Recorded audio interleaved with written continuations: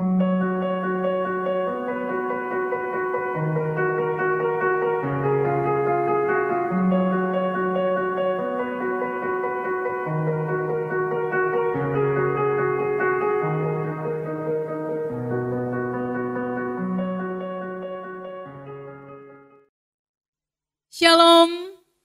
salam sejahtera untuk semua sobat setia, sobat muda yang terkasih dalam kasih Tuhan. Jumpa lagi bersama channel Mimbar Pedis. Bersama dengan saya, Cafik Ketiwaang. Hari ini kita akan berbagi tentang firman Tuhan. Dan saya berharap saudara yang mendengar, saudara yang melihat dan menonton Mimbar Pedis pada saat ini berada dalam keadaan sukacita dan damai sejahtera Allah. Saudara yang terkasih dalam kasih Tuhan, marilah sebelum kita merenungkan firman Tuhan di malam hari ini, marilah kita berdoa. Kita berdoa. Ya Tuhan Allah kami, Allah yang setia, Allah yang menuntun kehidupan kami hari lepas hari. Saat ini Tuhan, kami semua sobat muda ada di hadirat Tuhan. Kami datang padamu Tuhan sebagai anak-anak Tuhan yang sangat merindukan kehadiran Tuhan dalam hidup kami. Kami juga pada saat ini ada hati untuk mendengarkan firman Tuhan. Kami ingin mengerti apa kata Tuhan bagi kami. Bahkan kami ingin memahami isi hati Tuhan dalam kehidupan kami. Kami percaya dengan sungguh Tuhan pada malam hari ini Tuhan akan memberkati kehidupan kami. Tuhan akan memberkati dan melawat kami melalui firman Tuhan yang akan tertabur bagi kami semua, anak-anak, kami semua sobat muda, pemuda, diaspora, Dauni Ina. Ya Tuhan, marilah Engkau datang, berfirman kepada kami, karena kami anak-anak-Mu telah bersedia untuk mendengarkannya. Dalam nama Yesus Sang Firman yang hidup, kami berdoa. Amin. Sobat muda yang terkasih dalam kasih Tuhan, firman Tuhan bagi kita terambil dari Yosua pasal 24 ayat 14 hingga ayat yang ke-17. Firman Tuhan berkata kepada kita, oleh karena itu, takutlah akan Tuhan dan beribadalah kepadanya dengan tulus dan setia. Jauhkanlah Allah yang kepadanya nenek moyangmu telah beribadah di seberang sungai Efrat dan di Mesir. Dan beribadalah kepada Tuhan. Tetapi jika kamu anggap tidak baik untuk beribadah kepada Tuhan, pilihlah pada hari ini kepada siapa kamu akan beribadah. Allah yang kepadanya nenek moyangmu beribadah di seberang sungai Efrat, atau Allah orang Amori yang negerinya kamu diami ini. Tetapi aku dan seisi rumahku, kami beribadah kepada Tuhan. Lalu bangsa itu menjawab, jauhlah daripada kami meninggalkan Tuhan untuk beribadah kepada Allah lain. Sebab Tuhan Allah kita, dialah yang menuntun kita dan nenek moyang kita dari tanah Mesir, dari rumah perbudakan dan yang telah melakukan tanda-tanda mujizat yang besar di depan mata kita sendiri, dan yang telah melindungi kita sepanjang jalan yang kita tempuh dan di antara semua yang telah kita lalui. Demikian pembacaan firman Tuhan. Berbahagialah setiap kita yang tidak saja membaca, merenungkan, tetapi melakukan firman Tuhan dalam hidupnya hari lepas hari. Haleluya. Sobat muda yang terkasih, shalom. Sekali lagi shalom. Ada sukacita? Kembali lagi saya berharap ketika saudara mendengarkan firman Tuhan, ketika saudara dilawat oleh firman Tuhan, saudara berada dalam keadaan yang sukacita. Saudara, Mimbar Pedis saat ini mengangkat sebuah tema yang sangat pas bagi kita kaula muda. Tema yang berbunyi, aku tak ingin diduakan. Saudara, saya ingin bertanya kepada saudara sekalian. Siapakah di antara saudara sekalian yang ingin diduakan? Siapa? Tentu saya tidak. Dan saya juga yakin saudara-saudara sekalian yang menonton pada saat ini juga demikian.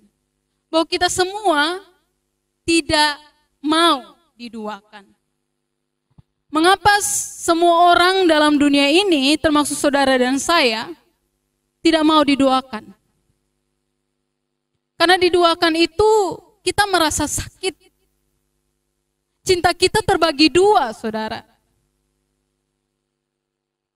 Nah, itu orang akan merasa kecewa ketika diduakan. Merasa tidak terima.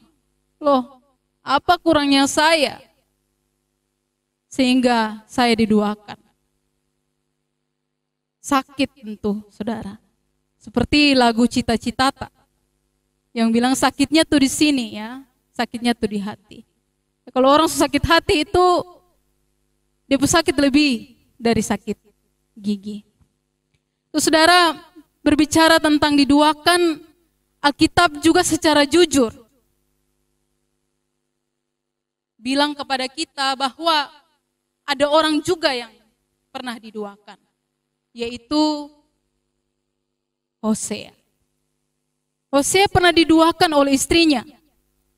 Betapa tidak, Hosea diduakan karena Gomer sang istri memilih untuk pergi untuk bersenang-senang dengan lelaki lain, lelaki yang lebih kaya, lelaki yang lebih tampan. Dan tentu Hosea sangat berkecil hati. Hosea sangat kecewa, saudara. Dalam kekecewaannya dia menangis kepada Tuhan, dia berkata kepada Tuhan, "Ya Tuhan, kenapa? Kenapa istri yang saya cintai ini tega melakukan hal ini kepada saya? Tega menduakan saya, tega mengkhianati saya. Padahal saya telah memberi semua cinta, semua kasih kepadanya. Kenapa?" Dan dia sangat sakit hati. Dia menangis, terseduh-seduh kepada Tuhan. Berlutut di hadapan Tuhan, berdoa. Sebenarnya dia ingin marah, saudara. Dia ingin marah sekali. Bahkan dia ingin sumpah serapah sekalipun kepada istrinya itu. Tetapi karena cintanya, karena sayangnya yang lebih besar daripada kekecewaannya, dia memilih untuk bersabar. Dia bersabar, saudara. Saudara yang terkasih dalam kasih Tuhan, memang tidak dapat kita pungkiri. Kita akan kecewa berat bila kita diduakan, kita diselingkuhi. Kita akan bilang, mengapa ini bisa terjadi? Rasa-rasanya sudah jatuh lagi, ketong tertimpa tangga lagi. Seolah-olah tidak adil, saudara. Sangat dalam, sangat besar. Sakit akibat diduakan itu lebih sakit dibandingkan orang melukai hati kita. Ada orang atau teman kita melukai hati kita. Kadang kalau sudah disakiti, kita gegana, gelisah galau merana. Kadang-kadang juga kita tidak semangat, kita tidak bergairah melanjutkan kehidupan ini. Dan kita memilih untuk terus menyalahkan keadaan. Kenapa dan kenapa? Mengapa kebanyakan orang ketika berada dalam keadaan ini, terjebak dalam keadaan ini, seringkali menyalahkan keadaan? Seringkali berada dalam penyesalan yang bertubi-tubi. Mengapa? Karena seolah-olah keadaan ini telah membawanya kepada sebuah harapan palsu. Kepada kekecewaan yang tidak dapat dibendung. Hidupnya menjadi emosional, hidupnya menjadi tidak tenang. Bahkan juga ketika telah berharap banyak, orang akan kehilangan prioritas hidup. hari ini dan masa depan. Saudara yang terkasih dalam kasih Tuhan, gambaran dari sakit hati ini saya melihat atau cuplikan dari sebuah drama Korea. Drama Korea yang akhir-akhir ini dinonton oleh kaula muda. Saya sendiri sudah menonton. Drama Korea berjudul The World of the Married. Itu mengisahkan sebuah cerita yang memilukan. Cerita yang sangat menyedihkan yang terjadi kepada keluarga. Betapa tidak? Keluarga yang mulanya dibangun oleh cinta kasih, mulai dipengaruhi oleh keinginan duniawi. Mulai adanya kemunafikan dalam rumah tangga. Mulai menduakan. Akhirnya perasaan ini membawa mereka yang ada dalam drama ini, atau pasangan-pasangan yang menikah ini, dalam sebuah jebakan cinta yang telah dikhianati. Mereka mengalami depresi yang panjang, berusaha untuk tenang, tetapi tak kunjung tenang. Akhirnya mereka lebih memilih untuk melarikan diri dari masalah, mencari tempat pelarian yang dapat memberikan ketenangan.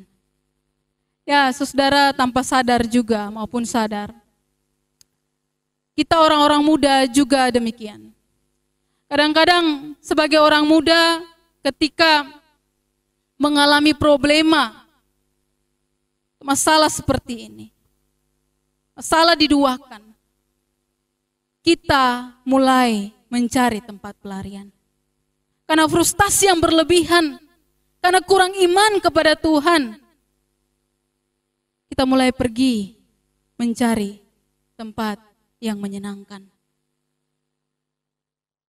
Mulai ajak teman untuk bisa happy bersama. Kalau laki-laki, ajak teman untuk mabok. Bahasa yang tren akhir-akhir ini, mabora. Mari kok kawan kotong mabok rame-rame. Kok kenapa? Be baru putus dari be pacar. Kenapa putus? Be pacar selingkuh. Kenapa putus? Karena beta sonai balas bepong metua pung WA karena bermain FF Free Fire. Saudara yang terkasih dalam kasih Tuhan, selain itu juga kita lebih senang untuk jatuh dalam pergaulan-pergaulan yang bebas, memilih hal-hal yang salah, narkoba, seks bebas. Kita kehilangan jati diri, saudara. Dan ini sungguh-sungguh menyedihkan. Saudara yang terkasih, memang akibat dari sebuah hal yang namanya diduakan itu sangat besar juga. Ketika kita berbicara contoh-contoh yang tadi. Namun, pada prinsipnya ketika hal itu terjadi, hal itu kita lakukan, apakah sesungguhnya hati kita membutuhkan itu? Apakah sesungguhnya itu yang kita cari?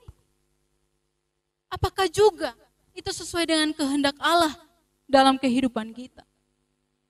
Tentu tidak, saudara. Itu dalam Roma pasal 3 ayat 10 sampai 11 berkata kepada kita bahwa Tuhan mendapati kita, bahwa tidak ada seorang pun yang benar, tidak ada seorang pun yang berakal budi, dan tidak seorang pun yang ketika dalam masalah mencari Allah. Sedikit sekali. Sebenarnya dalam keadaan terluka, dalam keadaan sedih, dalam keadaan diduakan, kita membutuhkan ketenangan untuk mencari Allah. Saudara yang terkasih dalam kasih Tuhan, sebagai pemuda-pemudi Kristen, kecenderungan tentu bukan hanya kita diduakan. Kerap kali dalam kehidupan kita, seperti contoh-contoh yang tadi saya sudah sebutkan, bahwa kita kerap kali menjadi orang yang gagal. Kita menduakan Tuhan di tengah-tengah pergaulan kita. Kita tidak dapat mempertahankan kelakuan yang bersih. Kita tidak dapat menjaga firman Tuhan. Kita tidak dapat memelihara kehidupan yang seturut dengan kehendak Tuhan. Dalam Mazmur 119 ayat 9 berkata demikian. Karena itu menjadi orang muda itu tidak gampang, saudara. Menjadi orang muda itu kita adalah tombak penggerak sebenarnya. Saya setuju dengan apa yang dikatakan B.J. Habibie. Bahwa orang muda adalah penggerak dari negara ini. Kalau orang muda bersenegri, kalau orang muda berkarya, maka negara ini akan maju. Tapi kalau orang muda hanya malas, bagaimana negara maju? Hanya tetap berdiam dalam zona amannya, kemana bisa maju? Jadi persoalan diduakan ini bukanlah persoalan sempit hanya tentang cinta. Persoalan sempit tentang relasi kita dengan keluarga, tapi lebih daripada itu. Kita dipanggil untuk menjadi saksi Tuhan. Menjadi saksi Tuhan untuk memecahkan sebuah persoalan. Memberikan sebuah solusi dalam sebuah masalah. Dalam kekompleksan kehidupan kita pada saat ini, kenyataan bahwa sadar ataupun tidak, kita lebih memperbesar sebuah masalah dibandingkan kita ada di hadirat Tuhan. Kita berbuat seolah pergumulan bahkan kesibukan kita besar. Tapi Tuhan terlihat kecil di hadapan kita. Akhirnya kita salah fokus. Kita menduakan Tuhan, saudara, dalam kehidupan kita. Dan kita lebih memilih bahwa yang menjadi terutama dalam kehidupan kita adalah kita sendiri. Kita lebih percaya diri karena kita masih kuat. Kitalah penentu dari masa depan kita. Saudara, firman Tuhan hari ini mengajarkan saudara dan saya untuk bilang kepada dunia bahwa hanya Tuhan yang menjadi orientasi hidup kita. Kita jangan salah mengorientasikan segala sesuatu dalam hidup kita.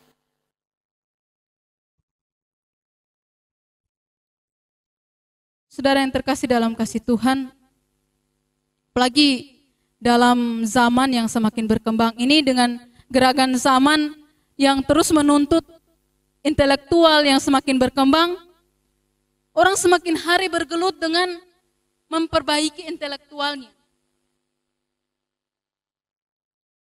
Semakin hari orang pintar itu semakin mendapat tempat. Karena orang bilang orang pintar bisa mengubah dunia. Tapi hal yang menjadi titik kritis di gerakan zaman yang baru ini adalah bahwa Kalau hal ini berkembang tanpa batas, akan menempatkan kita bukan lagi sebagai bayangan pencipta,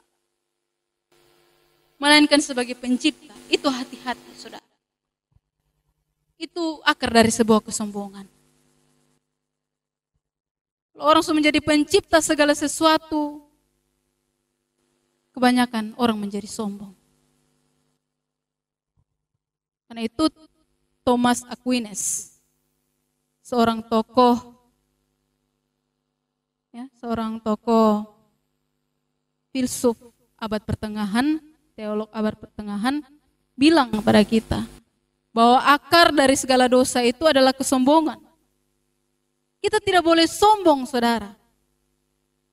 Karena kita ini memberhalakan kalau kita pun nyong ganteng, kita pun nona cantik. Ya. Kita melegalkan segala cara untuk mendapatkan sang kekasih itu.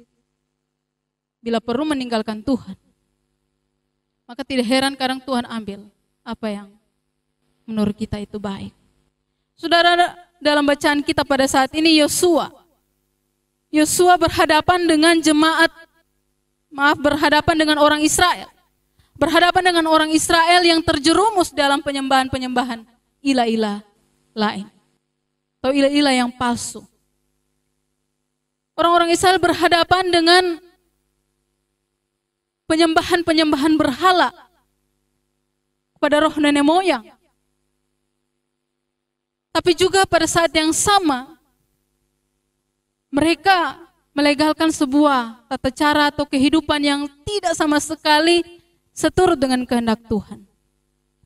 Mereka mencari kekuasaan, mereka mencari harta, mereka mencari kenikmatan duniawi oleh kemolekan fisik dari wanita-wanita cantik. Dan inilah yang dikritisi oleh Yosua. Yosua bilang orang-orang Israel ini sering kali pergi ke kemah ibadah di Silo untuk mendengarkan kehendak Tuhan. Tetapi kehidupan mereka tidak berbuah. Kehidupan mereka tidak mengalami sebuah pertumbuhan di dalam Tuhan. Melainkan mereka mempraktekkan kejahatan dari hari ke hari. Menjadi penyokong, menjadi penyesat, menjadi penipu, dan selalu melakukan percabulan. Sehingga tidak heran dalam tafsiran, beribadah di seberang sungai Efrat, Mesir itu sebuah simbol atau gambaran. Sungai Efrat itu simbol dari semua air sungai itu adalah wanita pelacur yang duduk. Dan yang mengiringi wanita-wanita pelacur itu adalah orang-orang Israel. Dan juga ada bangsa-bangsa lain, rakyat-rakyat yang banyak, kaum yang berbeda-beda dari sekitar Israel juga duduk di sekitar wanita-wanita pelacur itu. Saudara yang terkasih, sebenarnya ini perbuatan munafik, rajin beribadah, tetapi perbuatan mereka menduakan Tuhan. Perbuatan mereka berlainan dari apa yang mereka lakukan di gereja atau di rumah Tuhan. Seperti di zaman ini,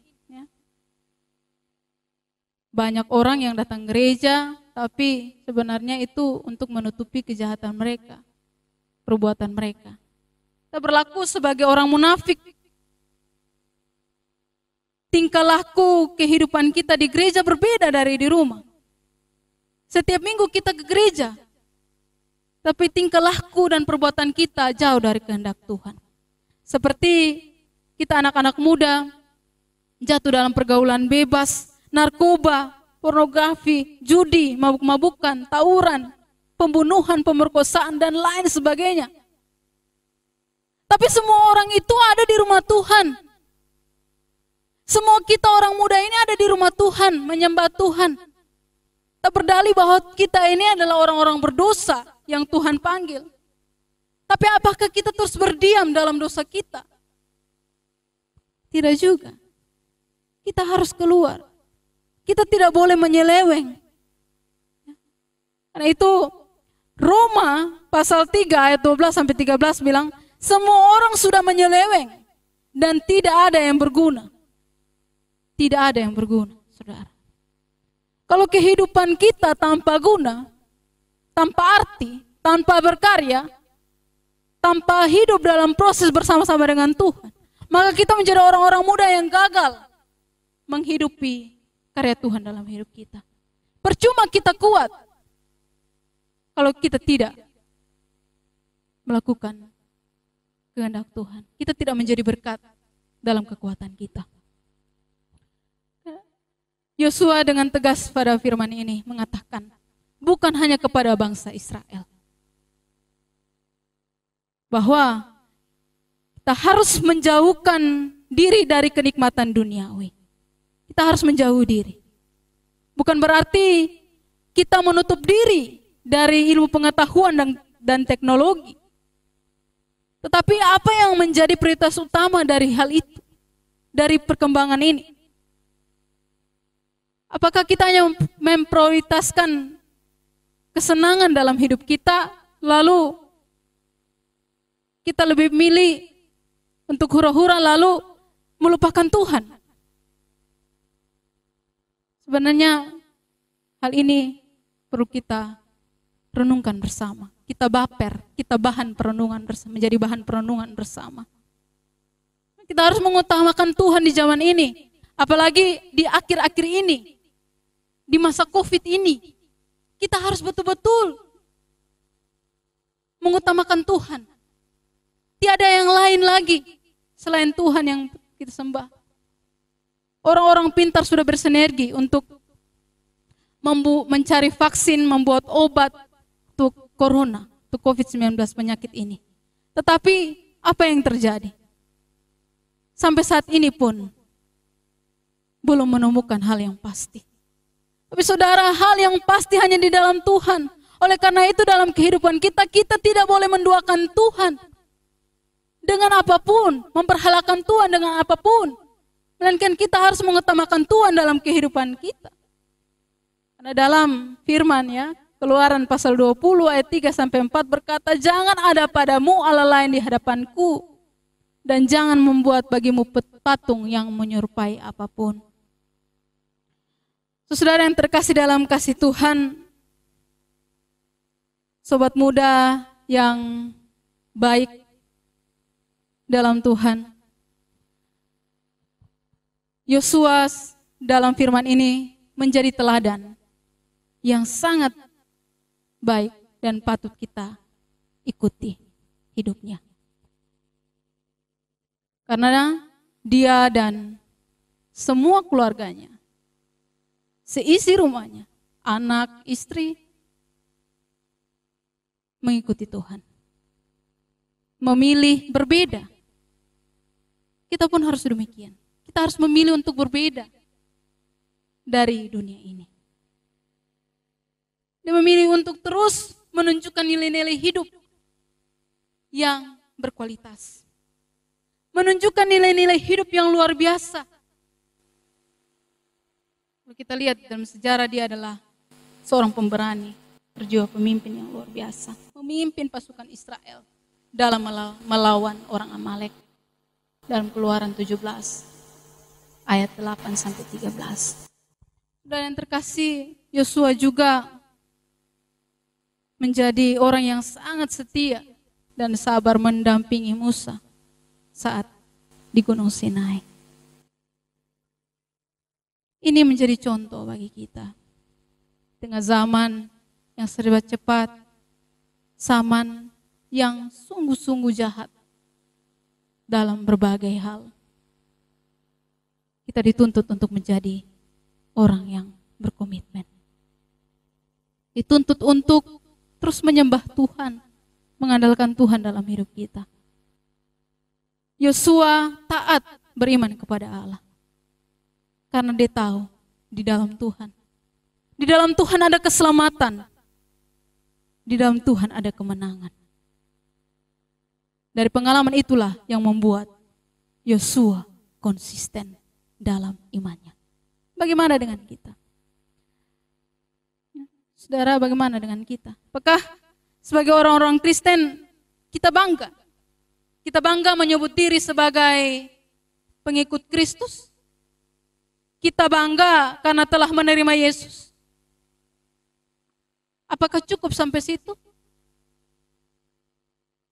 Ataukah lebih daripada itu? Kita harus betul-betul memprioritaskan Tuhan dalam hidup kita. Sekarang seringkali kita menyembah berhala dalam hidup kita.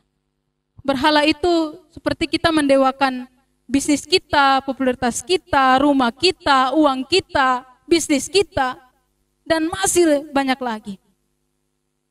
Dan akhirnya kita hanya berfokus di area itu. Lupa tanggung jawab kita dalam dunia ini.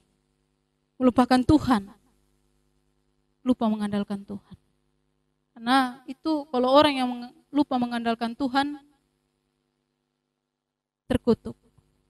Yeremia pasal 17 ayat 5 bilang terkutuk orang yang mengandalkan dirinya. Dan diberkatilah orang yang mengandalkan Tuhan. Saudara, marilah kita terus belajar dari firman ini. Memprioritaskan Tuhan, menomorsatukan Tuhan, mengutamakan Tuhan. Bahkan mendahulukan Tuhan. Karena Tuhan itu adalah pintu gerbang untuk kita memasuki keselamatan kehidupan. Di awal dan di akhir. Karena Tuhan. Kita harus belajar dari Yosua pada saat ini. Tapi juga kita belajar dari kegagalan orang Israel. Mereka sungguh gagal. Karena mereka hanya melihat berkat-berkat yang ada di tanah Kanaan. Berkat-berkat yang ada di sekitar mereka. Tetapi mereka lupa kepada si pemberi berkat itu, saudara. Dan ini menjadi hal yang dikritik oleh Yosua. Kita pun juga. Mungkin saja kita seringkali melihat semua berkat yang ada di sekitar kita. Kita lupa pada si pemberi berkat. Dan itulah membutuhkan kita untuk berteduh. Untuk koreksi diri kita. Untuk merenungkan. Apakah kita telah hidup benar di hadapan Tuhan? Betul-betul menomorsatukan Tuhan atau tidak? Saudara, karena itu saudara dan saya belajar.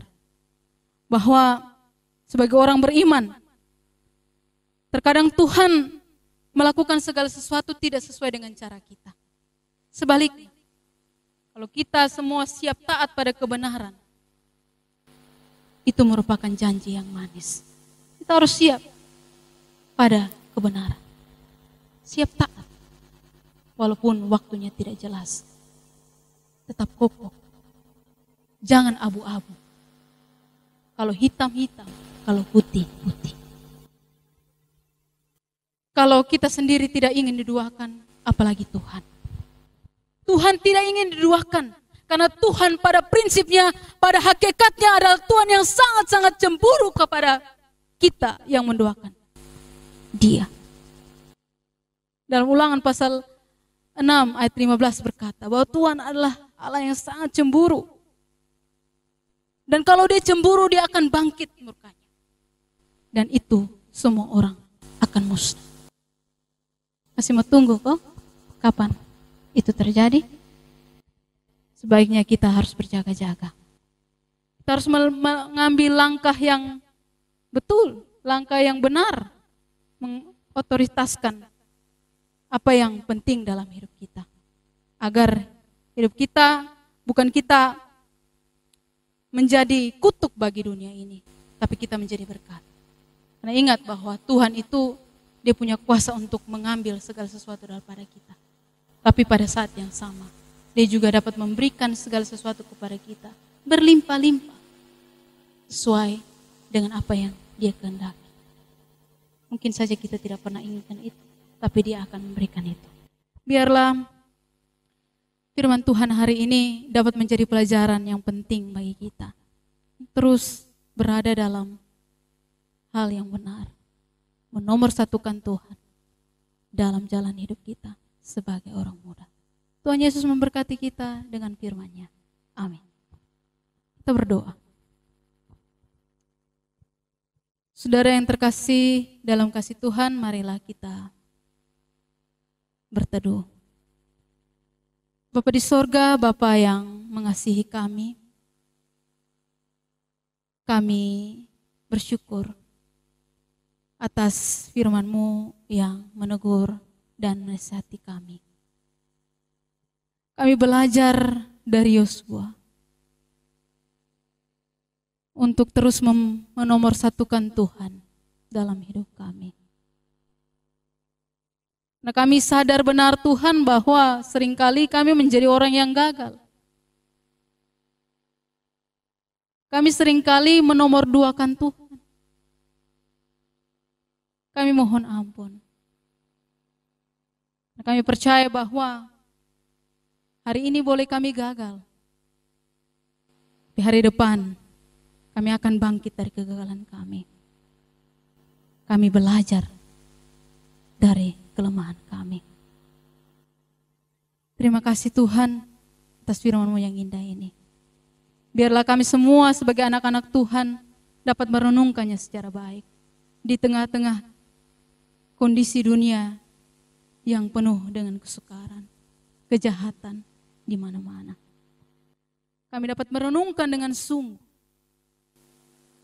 bahwa kami harus bertobat. Kami harus kembali kepada Tuhan. Kami harus terus mengandalkan Tuhan dalam hidup kami. Karena jika tidak, hidup kami menjadi hidup yang sia-sia hari ini dan selamanya. Bapa di sorga, inilah kami. Kami ingin hidup bersama Tuhan. Kami ingin terus mengandalkan Tuhan. Kami rindu untuk tidak menduakan Tuhan dalam hidup kami. Tapi semua kerinduan itu kami tidak dapat melakukannya dengan kekuatan kami. Kami hanya dapat mampu melakukannya dengan peranan Roh Allah, Roh-Mu yang kudus, memimpin hari-hari hidup kami. Biarlah hari-hari hidup kami menjadi hari hidup yang berarti bersama-sama dengan Roh itu. Ini kami Tuhan, teruslah pimpin hidup kami pada roh dan kebenaran. Ampunilah segala salah dan dosa kami. Karena demi Kristus Yesus Tuhan dan Juru Selamat kami telah memohon dan berseru kepada Allah Bapa di sorga. Amin.